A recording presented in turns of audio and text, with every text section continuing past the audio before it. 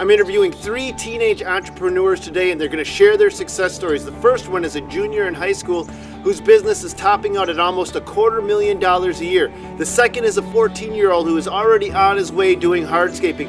And the third is a teenage entrepreneur who has already built and sold his first business and is in the process of buying his second business. So let's see what they have to say.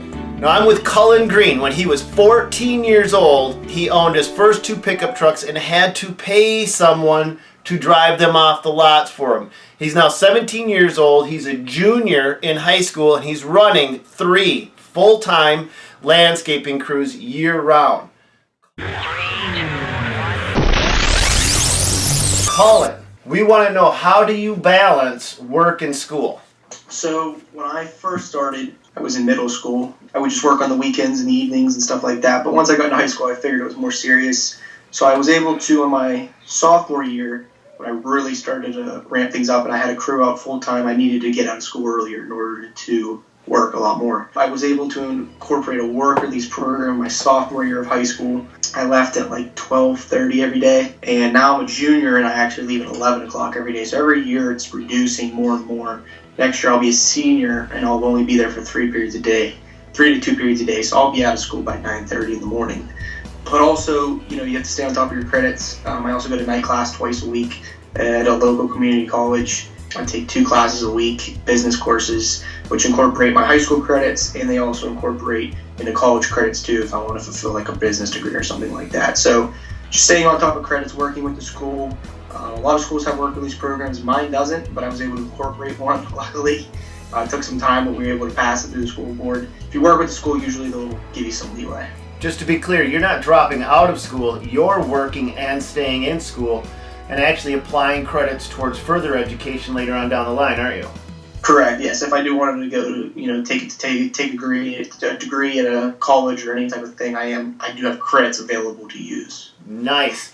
Now, do you have any advice for teenagers, whether they want to run 3 landscaping crews like you're doing right now, or whether they want to do something else? What would your advice be to any teenage entrepreneur that's trying to get started, that's looking for the level of success that you've already attained?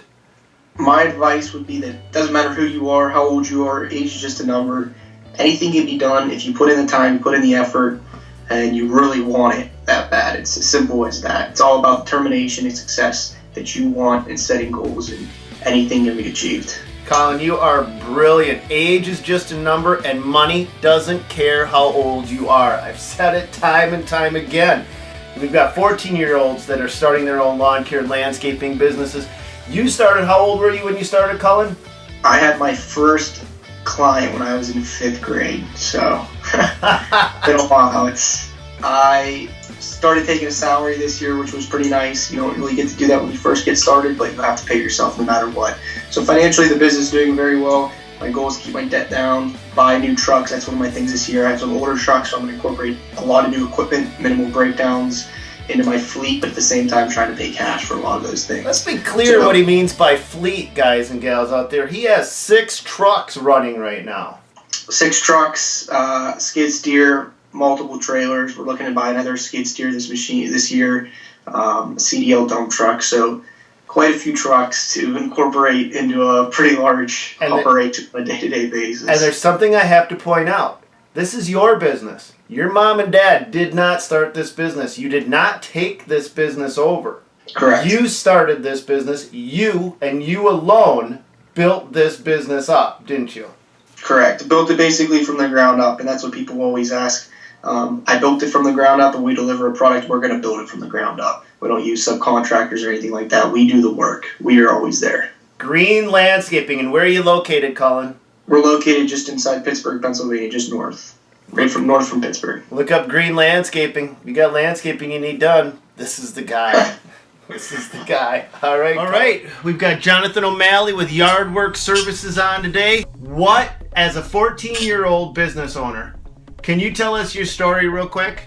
Yeah, so I started one day and I just asked my parents if I could do this, and it started out just as landscaping, and surprisingly they actually said yes. So I made some flyers up and just passed them out to my neighborhood, which is about 100 people. And I only did landscaping at the time. That was my first year. I did pretty good. But the hardscaping, the landscaping is where you found your strength. Yeah, I did that the first and second year.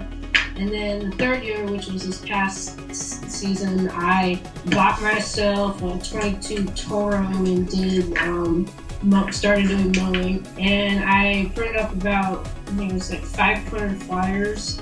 And I passed that out to my neighborhood, a couple neighborhoods around.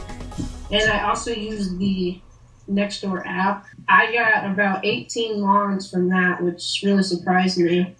And okay, perfect. It's a good resource to know about. So flyers and Nextdoor app is where you got all of your, is that your landscaping and your lawn maintenance accounts?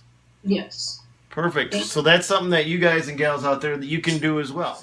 I am with Ben Smith. He's an entrepreneur that when he was 12 years old started his own business, built it up, he has sold it, and now he's in the process of purchasing his second business, and he's 18 years old. Ben, do you have any advice that you would give teenagers out there when they're looking at building their own business? What kind of advice can you give them? If you're looking to expand, do not be worried about taking too much money out because you'll be reinvesting it. If you want to grow it, get it to where you want it to be. So Ben, I'm going to stop you right there. When you were building your business, what you're telling me then is you weren't pulling a lot of money out and spending it frivolously. You were actually reinvesting almost all of the income you were generating to actually build a business that was sustainable long term. That's correct. Most of it went to advertising, so yeah. Okay, advertising, and then you were probably purchasing equipment or supplies or things to build your business. Is that right? Yes, sir. I got an enclosed trailer from that too, so it all worked out. Okay, great. Well, what other advice do you have when you're looking at building your own business?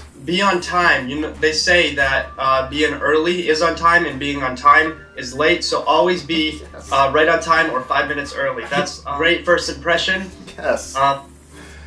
Yeah. No, Ben, you hit the nail on the head. On time is late. On time is late. Be early. I love it. That's right. You obviously you're talking from a level of experience. You've done this before. Do the best quality of work you can, and word will get out. People talk. Word of mouth is one of the strongest advertising. So do the best quality of work you can, and word will get out that you do awesome work, and your business will grow. The jobs will speak for themselves. How you interact with your customer, it will speak for itself because your customers are your mouthpiece. Your customers are your most effective means of advertising. You're dead on, straight on. That's true. I only have one more that I came up with. Study what you are doing. If you want to answer their questions educationally, study, take a class, even work for somebody else in this business so you can know how they run it. Their answers for them, you could transfer them to your answers because you've worked for them and you know how everything works now. There's 3 levels to study. There's your technical craft, so if you're actually doing something, you got to be really good at that. You got to be knowledgeable about it. But the other 2 is running a business, which I'm sure you've discovered is different because you've already built a business, sold a business, and are in the process of actually purchasing an already established business, and you're 18 years old, so you understand there's the business end of it, but then there's the sales end of it. There's the end of it that where you interact, that junction where you meet the customer. That is the make or break part of any business. So you've got to understand your personal interaction is a huge factor in the ultimate success of a business. How you deal with customers. That's a main thing. You've got to get over any insecurities. You got to get over being shy. You've got to you got to have a level of confidence that says, hey, I know what I'm doing. I can do this, but you can't go over the line and become cocky. You've got to feel like you care, right? Is that what that's correct. All right, Ben. Exactly. Ben, thank you. Thank you for your time today. Appreciate it. Awesome. Thank you for having me.